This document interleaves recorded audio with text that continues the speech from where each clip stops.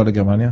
לגרמניה, כי גרמניה היא השחקנית, היא וצרפת השחקנים המשמעותיים ביותר באירופה, וכדי להביא להסכם, כולם צריכים לעשות דברים, מעין פרוטוקול של מה היה, ואז מה הצעדים הבאים, בסוף מה המחלוקות במשא ומתן ומה צריך מכל אחד.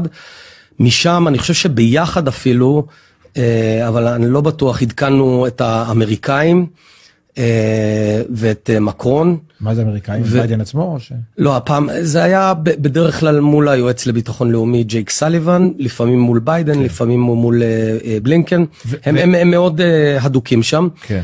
ובוריס ג'ונסון. עכשיו, אתה יודע, היו, כל מנהיג והדרך שלו, בוריס היה, בוא נגיד, אפשר לחלק ספקטרום של מנהיגים, מי יותר נוטה לקו של עכשיו צריך להילחם בפוטין. כי הוא הרע ואסור לתגמל את הרעים. נכון.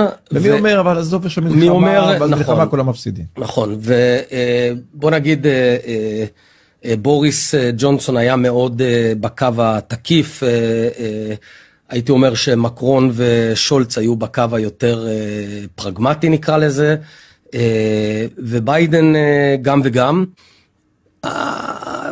נגיד את זה בצורה רחבה, אני חושב שהייתה החלטה של המערב לגיטימית, שכרגע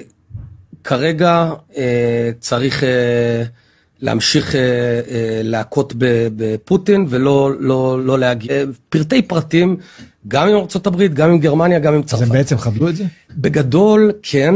בגדול הם חדלו את זה, ובאותו זמן חשבתי שהם שוגים. אני טוען שבסבירות לא רעה אפשר היה להגיע. אם הם לא חודלים את זה? אם הם לא חודלים, לא בטוח.